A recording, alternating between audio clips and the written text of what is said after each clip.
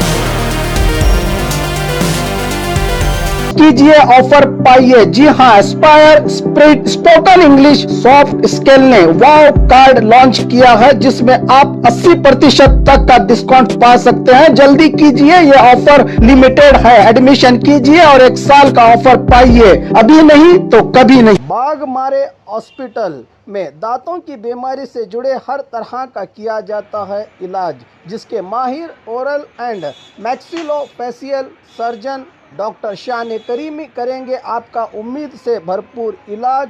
तो आज ही विजिट कीजिए बाघमारे मल्टी स्पेशलिटी हॉस्पिटल, सकाफरोजा सरकारी उर्दू स्कूल नंबर 4 के पास।